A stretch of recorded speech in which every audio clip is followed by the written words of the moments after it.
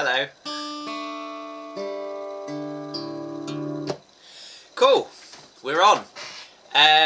Right then, hopefully we won't have any sound issues this week because I think I've worked out what causes the issue and I think I've found the perfect solution to get round it.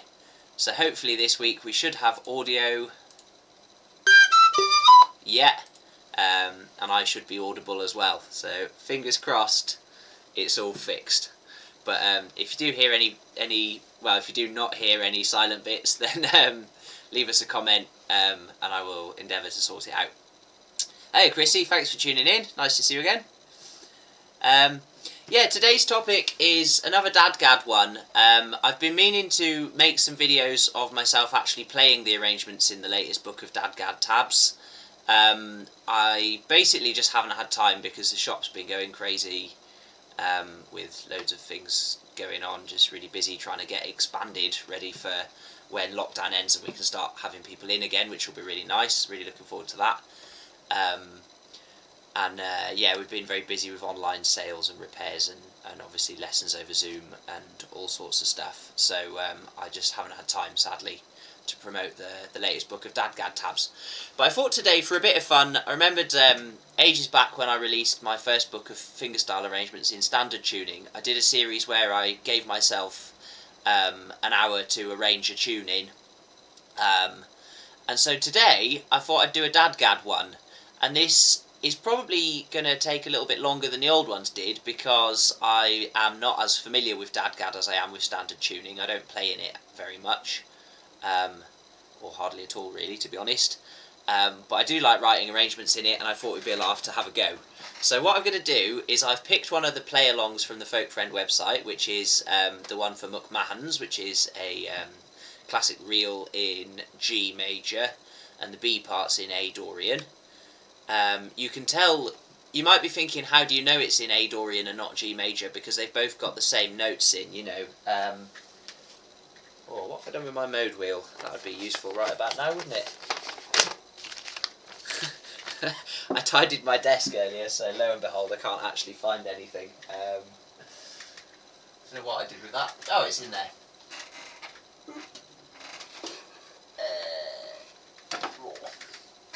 Hey Keith, thanks for tuning in. Yeah, so G major is there, G Ionian. That's our key for this tune. And the B part is in A Dorian, which actually has all the same notes in. But the way that you can tell that it's moved to A minor is that it kind of, well, firstly it sounds more minory, but that starting part is starting on a G note, and it's basically playing an arpeggiated G chord. So that's G and D mainly, two notes from a G chord. G, B, D, notes of a G chord. So it's very clearly starting in G, and when you get to the B part, it's something like that. I'll just play it on the play-along so you can hear it.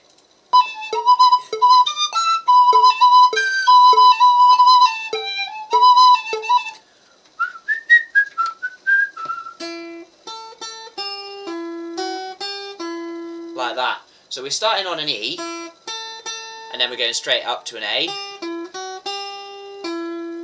So it's very E and AE, da da da da da, and it all sounds a lot more minory. So yeah, it could have gone to E Aeolian, which is related, or it could have gone to A Dorian.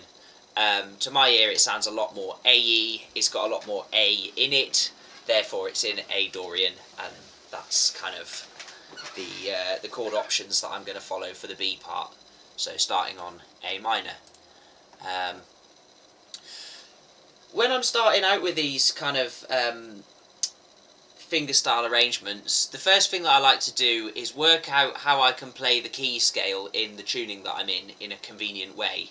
And so if we're in DADGAD, you're going to be wanting to start from the G string and go up the scale from there. And one really useful thing to always work out is, in DADGAD, is there a way that I can play this scale without repeating any strings? So if I'm starting on my G string, there's the first two notes of the scale. It's G, A, B, C, D, E, F sharp, because we're in the key of G, and then G again. So there's my G on the G string. I've got an A string conveniently next door. Then I'm going to go back to the G string and play the 4th fret. And that is very convenient because a G chord in DADGAD looks like this. So I've got the first 3 notes and I can play them over the chord. And then by adding that finger on the 3rd fret of the A string at the top there, I can get the 4th note of the scale, so G, A, B, C, like that, and all over a G chord. Then I've got the open D string for the next note. Hey up, Simon. Nice to see you. Cheers for tuning in. So there's my D. And then if I want to avoid repeating a string, I'm going to switch at this point to this shape. So I'm going to hold down my G root note at the bottom using my middle finger. And I'm going to get the E, which is the 6th note of the scale, way up there on the 7th fret of the A string. And then I'm going to put my index finger on for the 7th note, which is my high F sharp, on the 4th fret of the top string. And then I'll just go up to top G like that. Sadly, I do repeat a string right at the end, but one repeat out of a whole scale is not too bad. So, and then like that.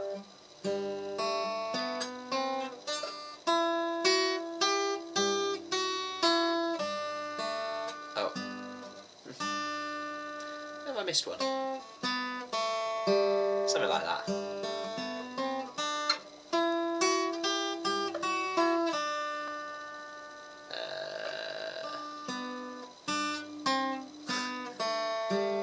Something like that, yeah.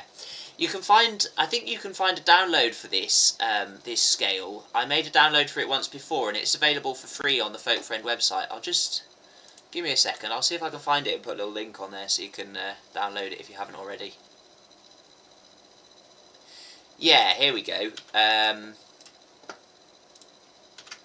There's the link. If you click that, it's the, well, at time of recording it's the 2nd one along, although if you're watching from the future, then by now it might be later. But there's one called Folky Fridays DADGAD Scale Exercises Complete Collection, and I kind of update that periodically when I think of more things to put in it. But I think this particular scale is in there if you want to have a go at it. So yeah, that's our kind of starting point. We've got our scale there, and we know that we can play it and keep the root chord under all of it without too much difficulty and without repeating any strings. That thing of not repeating strings is useful for 2 reasons. Number one, because one finger can only pluck one string so fast, whereas 2 fingers can pluck 2 different strings a lot faster.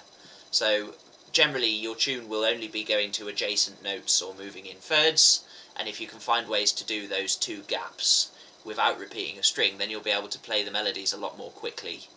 The other reason is that if you have 2 notes ringing together, you get this nice kind of harp-like quality, which makes the melody sound a lot more traddy, if you like. It's a really nice little effect.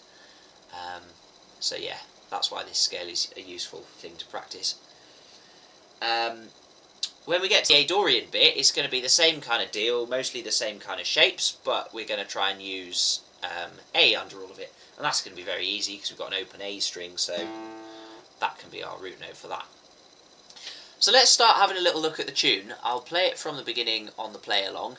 I'll put it on the slow speed, and just bar by bar I'll try and pick out where the melody is conveniently playable using this shape.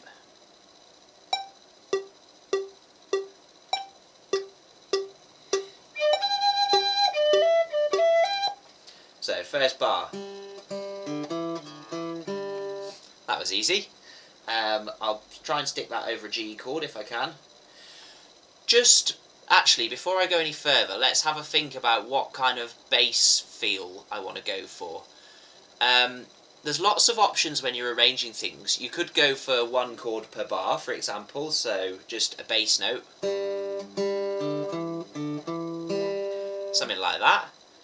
But alternatively, you could be going for something a bit more in depth than that. One thing that I did on some of my previous arrangements was I tried to have a note on every single quaver. So if there was a crotchet or longer in the melody, then I tried to fill the gap using a bass note, just as a little challenge to myself to see what it sounded like. And on some of my arrangements in the first book, I did that because it sounded quite nice. Another thing that I sometimes think about is bass lines. If you're going from a G to a C chord, da da da da da da da da da da dum, maybe something like that, I might try and put a bass line so that the bass notes are a bit funky. So I've got like a da da da da da da da da da da dum, like that, so that I'm putting in a bass note not on a dominant beat. Because offset bass notes are a lot funkier than on the beat bass notes.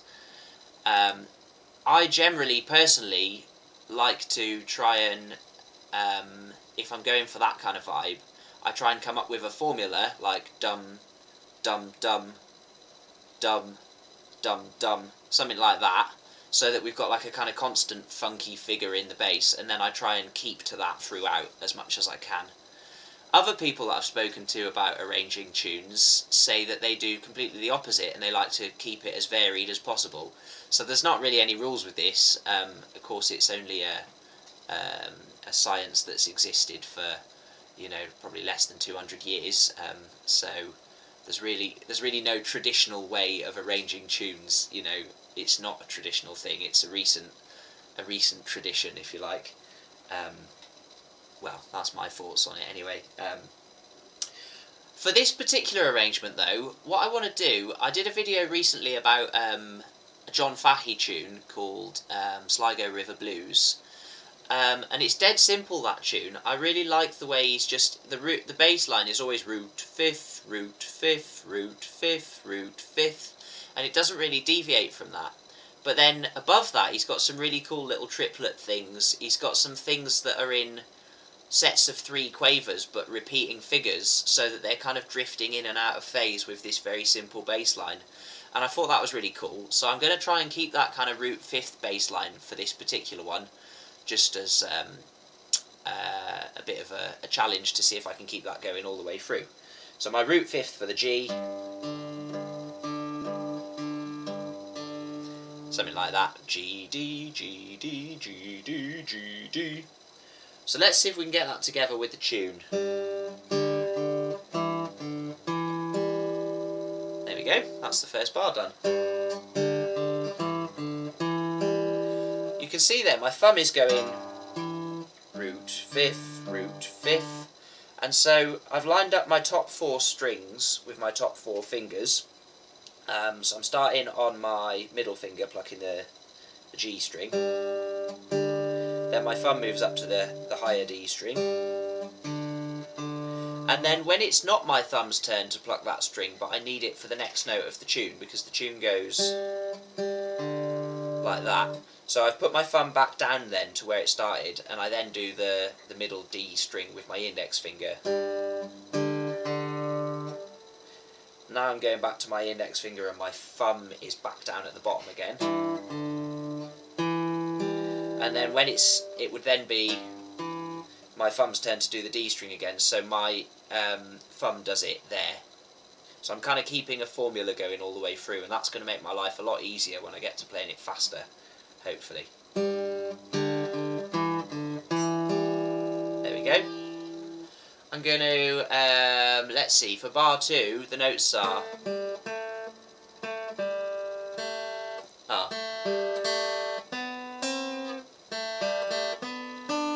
like that.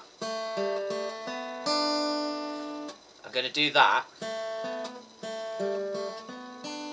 and I'm going to use my shape so that we get these nice overlapping notes here. I could go like that, but I'm not going to, because this overlapping version sounds a lot nicer, I think. Like that, so you get a really nice chord ringing out at the end. So keeping that going with my bass notes will be something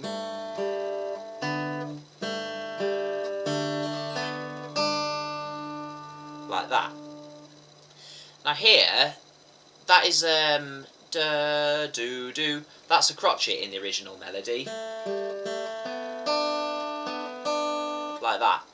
But I don't want a gap there, so I'm going to fill in an extra note somewhere down below to fill that gap there.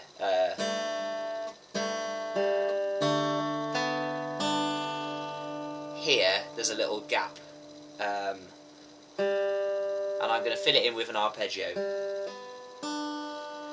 And without plucking the same string twice, it's not really very convenient to do that, so I'm going to use a hammer-on. So,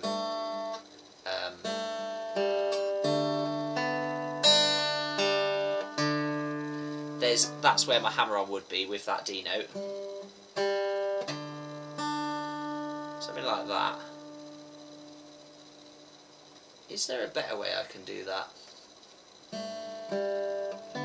That's hard.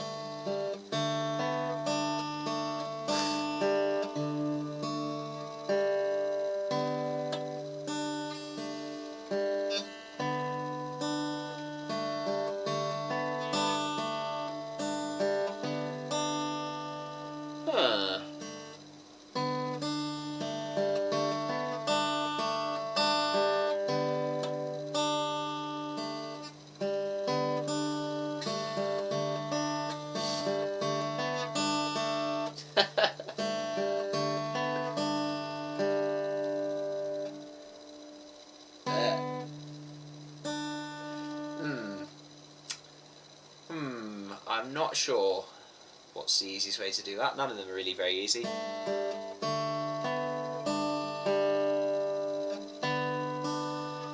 Might have to play the same string twice, I think that's the easiest.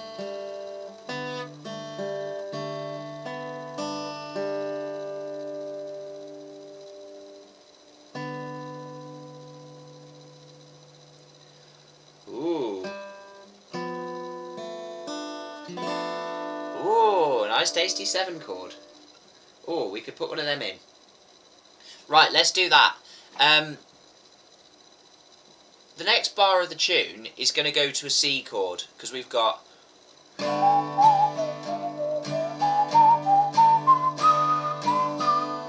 That's the bar we're doing. That bit. Next it's going to go... So that little section that's coming up feels like... To begin with, we've got like da da da da da da da da da da da da da da da da da da. So it kind of goes away, and that's how you know that it's a chord 4 section. Chord 1 to chord 4, is up a 4th, obviously, because it's 1 to 4, and up a 4th is the same thing as down a 5th. So there's my G major. 1. That's 1. 2, 3, 4. If I count backwards, 1, 2, 3, 4, 5. Anytime you've got a chord which is resolving down a 5th, so any chord which is followed by another one whose root note is a 5th below your starting point, you can switch that first chord to a dominant 7 chord, and that'll make it want to switch into the next one. It just makes the transition sound jazzier and more necessary in a way. So if I play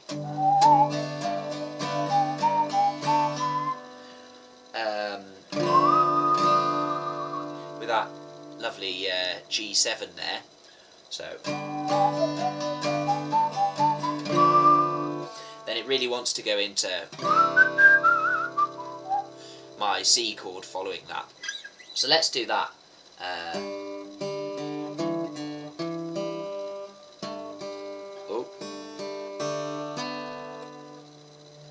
How are we going to get to that 7 chord?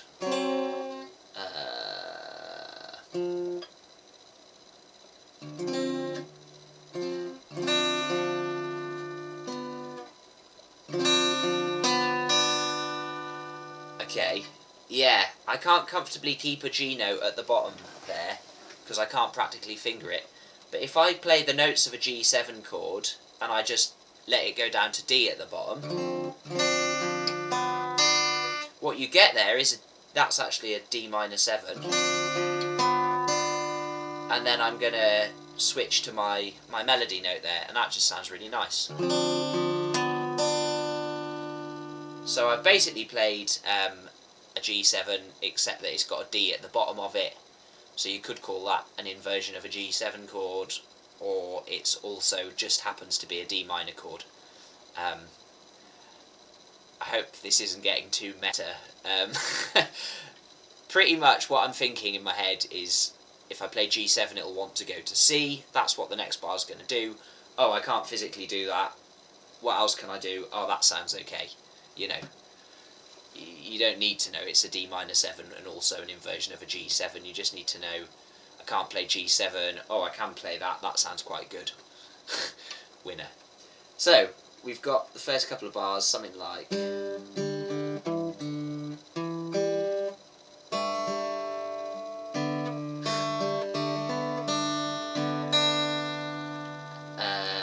oh no, with our 7 chord at the end, it's...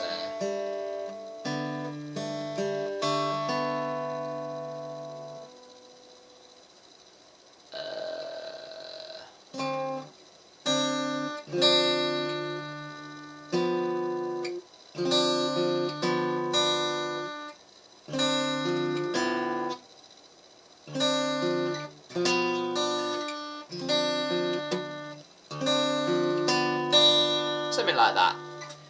Next bar is going to go to a C chord, so I'm going to put my middle finger on my C because I know I want a C under it. If I want to keep this kind of root 5th thing going, I could go from C's 5th is G, so I could go like that with my thumb to the open G string, or if needs be, I could put my little finger down on the 5th fret and do root 5th like that as well. So those are my options for that.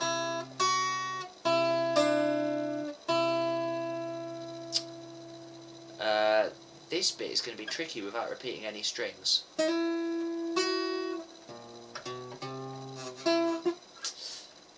Might have to repeat some strings for this.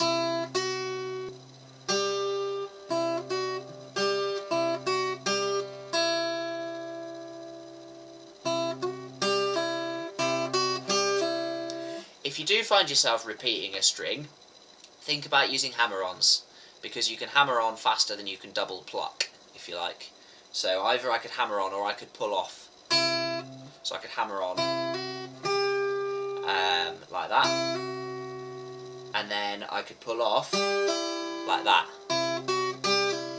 So I think I'm going to try and double pluck because I've got 2 fingers, so I'll just pluck with both of them. And then pull off. That seems the easiest. Then we want da da da da.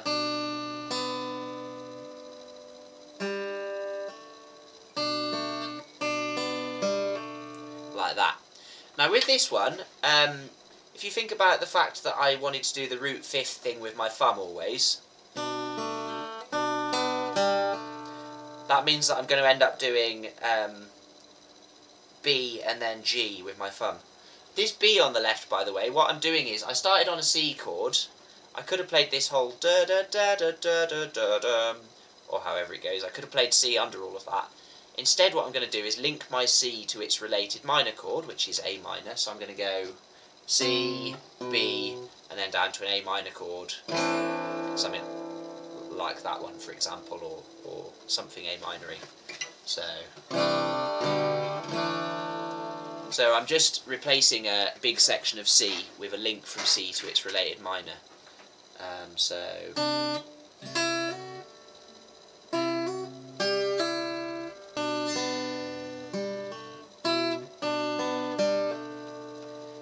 we want to get down to A minor, and we want the tune to go do do do do do do.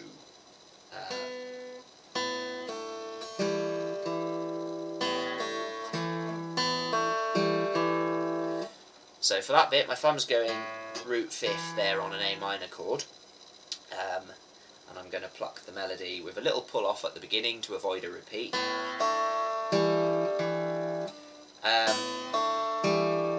At this point, the melody goes down to an E, and it's actually going to cross over with my thumb, so I'm going to pluck that D string there with the E note on the 2nd fret, first with the thumb and then with the index finger, just to keep my thumb thing going. And then we've got like that, and that's the whole of the A part, apart from the one bar that's different on the repeat. So let me just go through it and see if I can actually play it.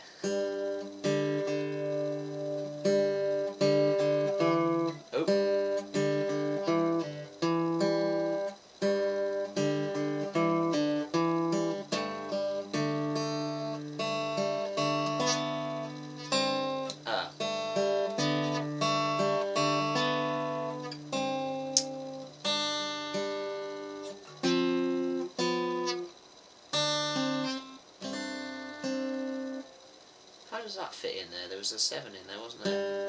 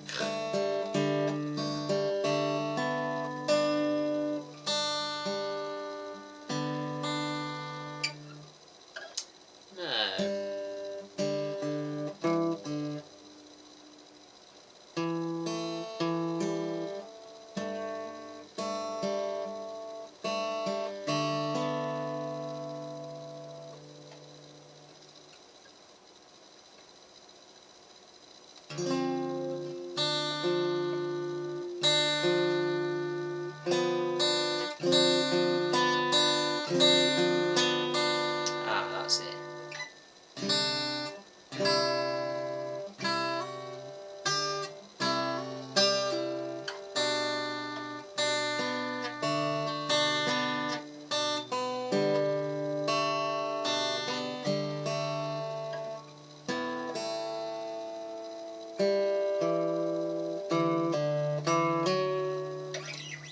Yep, all good.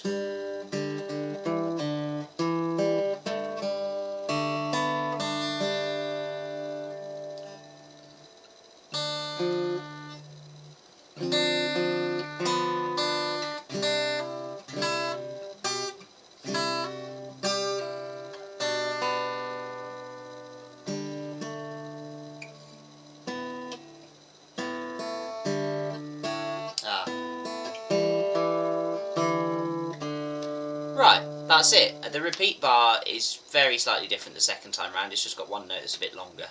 So, yeah, easy job. Let's have a look at the A minor bit. B parts are always harder?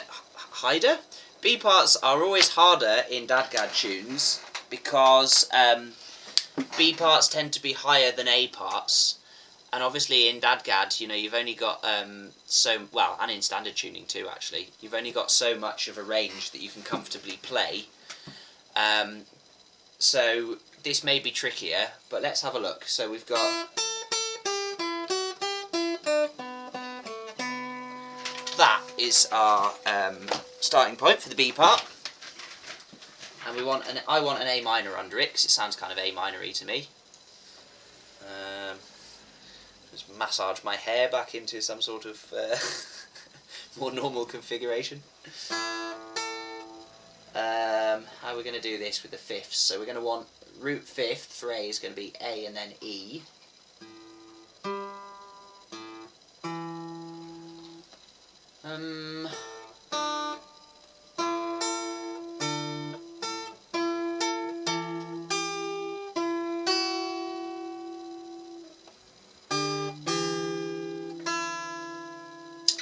So the only way I can comfortably think of to do the first part, because the note is so high, is I'm going to have to hit the E rather, way up here on the 7th fret. But I do have an A down there, so I could do it all like this. Maybe it might be time for a bar chord.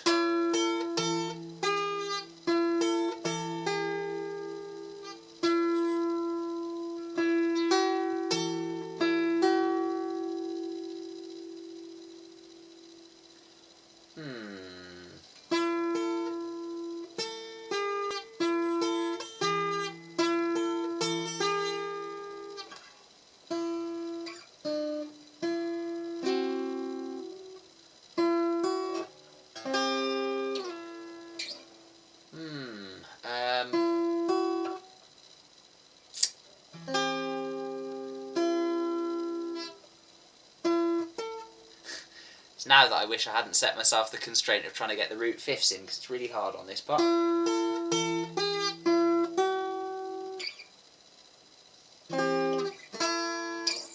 Not practical.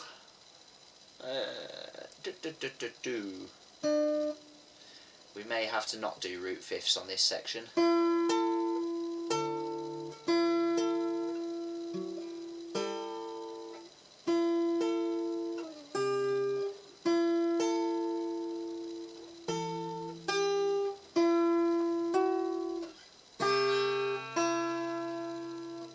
Right, okay.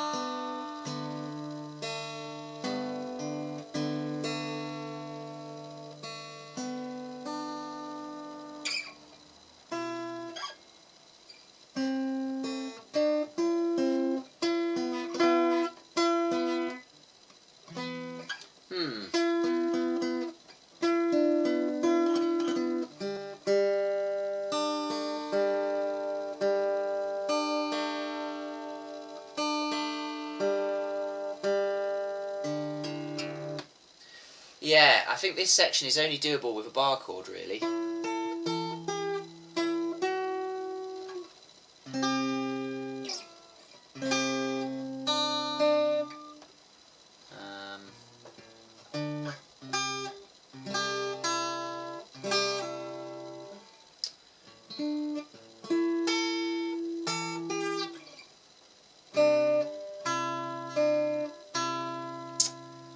Oh, it's very difficult. Sometimes you get halfway through a B part and you realise that you just got to write off the A part because it's too hard. But I'm not going to do that with this one. I'm determined to do it. There's definitely a way. Well,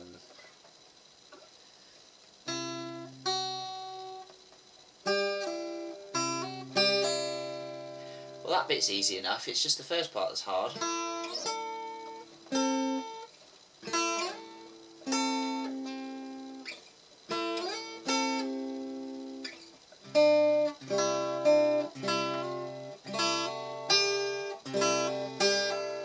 Right, what I'm going to do, I'm going to get rid of my fifth note just from the first bar because I can't physically play it, so... Oh. And I'm going to replace it with a nice big chord. That's just a big A minor chord, like that. So that it fills in the space where there should be something. Like that. I can easily do the fifth and the root on C, with a little hammer-on pull-off manoeuvre there. Then we want a G.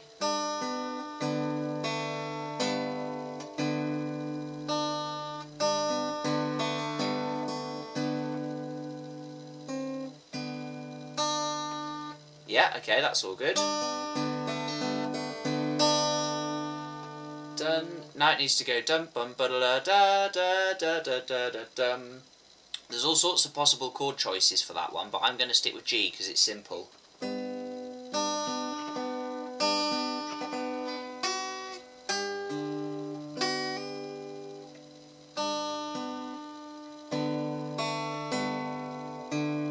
So.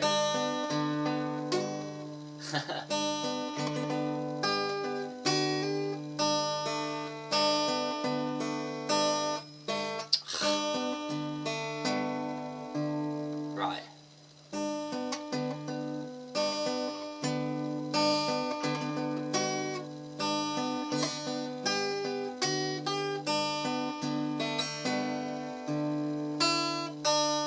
Right, okay. Next bar's the same as the first one. Oh. No.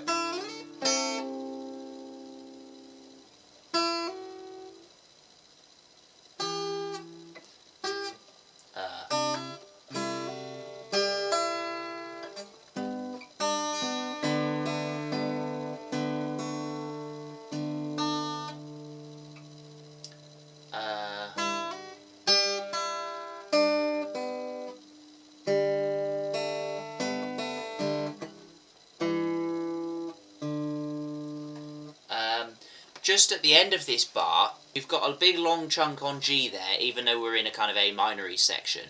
I've plumped for G because it's simple. There are lots of other options. If you put an E minor in there, it makes it sound a lot more like it's definitely in A Dorian. But it is very vague, the B part of this tune, so there's lots of options. You can even treat it like it's in E Aeolian in a way, which gives you a sort of different version of the chords that would sound something like...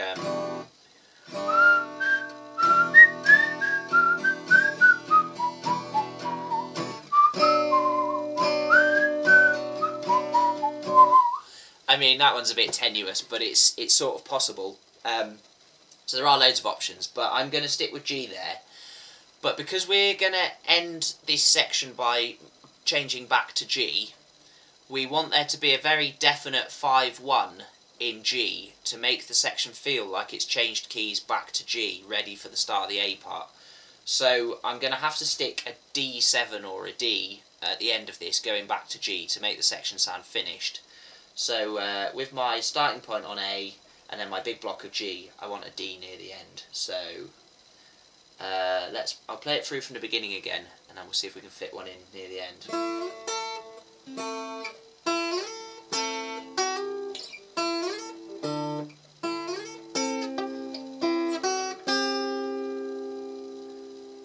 No, I was doing it with C, wasn't I?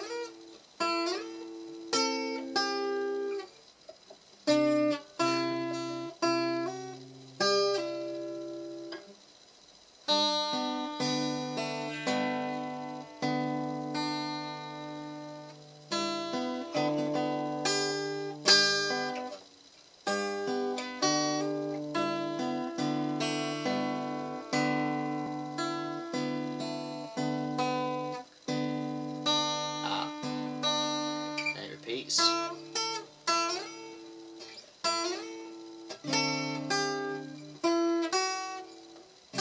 I need to resist the temptation to stay up here.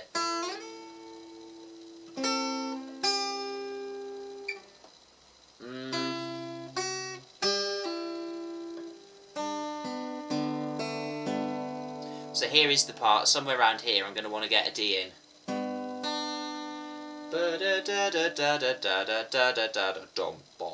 I'd expect to put C and D there to make it sound like it's going back to chord 1. So...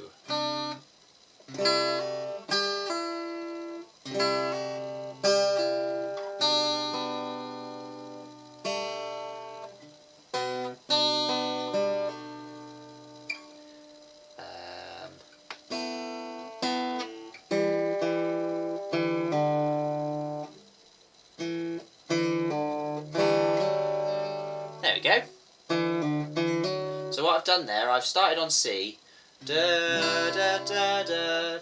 I've linked it down to A minor in the same way I did in the A part. Da, da, da, da, da, da, da, da, da, da, da. There's my A minor. Do, do, do, do. And on that very last bit, there is my D chord. And that's my chord 5. And then, as soon as we get back to the start of the A part, back to G, and that's my 5 going back to 1. It makes it sound like it's all come back to where it started. So that more or less is a completed arrangement. I just need to play it through about 10 million times now, and then write it down on Tuck's guitar, and then I'll put it out as a free tab for you all in probably about 15 to 20 minutes when I've written it down.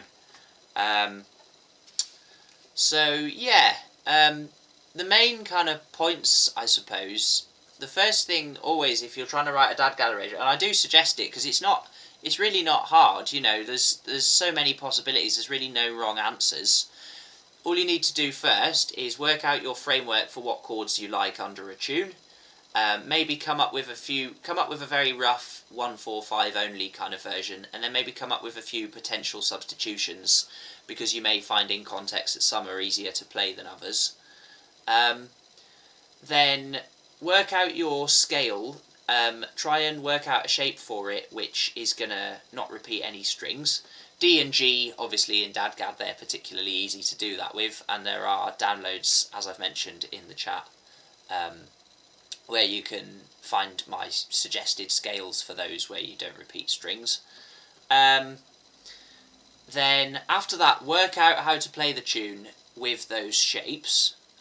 So try and avoid repeated strings, and if you do have to use a repeated string, either use some sort of multiple fingers flicking the same string kind of trick, or use a hammer-on and a pull-off in order to avoid having to pluck one string lots of times in a row, because it's too hard for people with average speed fingers.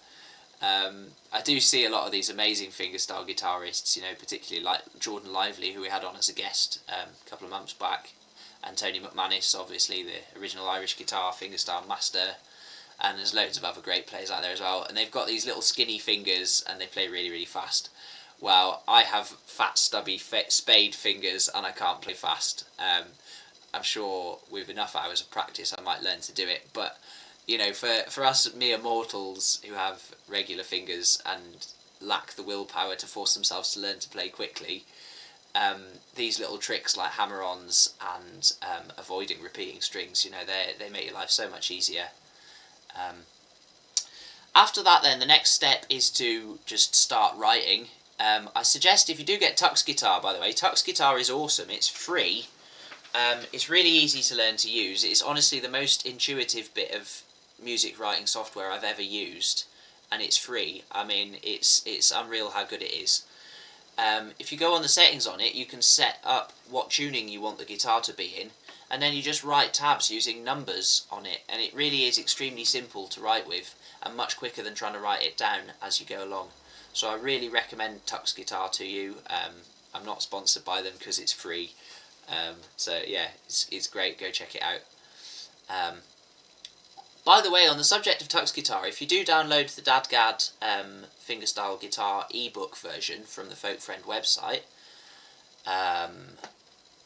which I believe I've already put in the chat, yes I have, it actually comes with the Tux Guitar project files, so you can get Tux Guitar and open those up for free and see my arrangements, and then you can take those away and mess with them however you want. You can make your own versions, it's all open source, so go mad, you know, write your own, but just don't make a rival YouTube channel and release a book of them, because I'll be quite upset. But yeah, so hopefully people will go away and have a go at writing some DADGAD arrangements. It's easier than in standard, I would say, and it's a lot of fun. And yeah, if you do want to have a go at buying my book and learning the 10 tune arrangements in there as well, then please do, that would be great.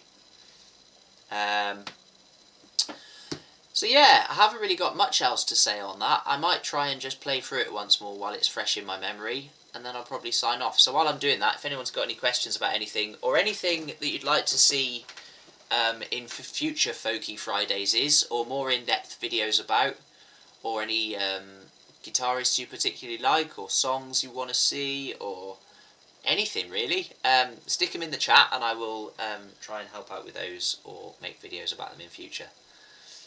Oh. Oh.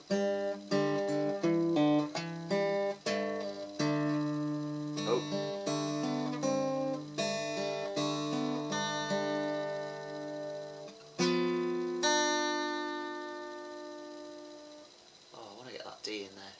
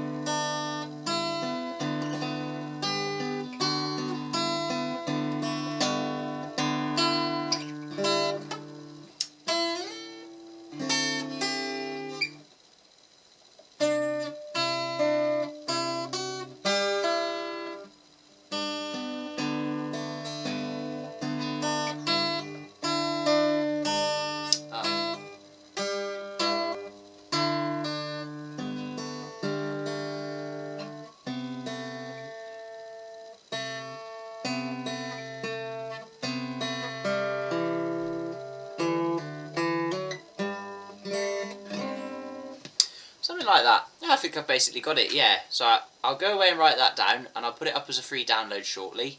I'll put it up on the Folk Friend Facebook page as well, so if you do want to download my little arrangement there and have a go at it and see if you can see how it all kind of fit together, then that'll be on the Folk Friend Facebook page shortly. If you go on Facebook and just search Folk Friend Celtic Guitar Tutorials, you will find it on there. It's facebook.com/folkfriendguitar, or there it is in the chat as well. So yeah, and you'll also find it on the Folk Friend downloads page. If you want to practice along with the play-along for this tune, it's not one of my free ones, I'm afraid. It's in the complete play-alongs pack, but go on the Folk Friend website. It's £25, but you get 20 play-alongs with free speeds, free lots of chords, loads of chord diagrams, a written explanation for why all those chords work, and loads of tips and tricks and music theory stuff that you can take away and use to come up with loads of cool different versions of chords for tunes of your own. So hopefully that'll be really helpful to loads of people. Go and check it out. So yeah, that's it from me for this week. I hope everybody has got something out of it. I hope it's not been too boring. I really do encourage you, if you haven't really played a DADGAD before, go away and try arranging some tunes in it, because it is fairly easy to do, and it just sounds really nice more or less by itself. You know, you don't need to think too much to come up with nice sounding arrangements in DADGAD. It lends itself very well to easy arranging in D or G major, or A minor, or E minor, or obviously D minor. Very good. Yeah, so go away and give it a go, and if you would like to post some videos either on the Folk Friend Facebook or upload them and tag me in them on YouTube, I'd love to see them. Yeah. Thanks Ed, cheers for tuning in. Next week I will be back with Folky Fridays as usual. Not sure what the topic will be yet, actually. Don't know. If anyone's got any suggestions, drop me an email, info@folkfriend.co.uk. No doubt I will come up with something. So yeah, thank you all very much for watching, and I'll see you all next week. Oh, tomorrow's video, by the way, is the last one in the Chords by Ear series. It talks about the Aeolian mode, and next weekend's video will be a little bit about how you can merge the two major modes, Ionian and Mixolydian, and how you can merge the two minor modes, Dorian and Aeolian, for cool chromatic effects. So that'll probably be the kind of thing that you guys will find interesting, because it's sort of more advanced chord tricks and stuff like that. So yeah, check that out next weekend, and check out tomorrow's Aeolian Ear Chords 1 if you're looking for some advice on the least common folk mode. Nice one. Thank you all very much for watching. See you next weekend. Thanks, Keith.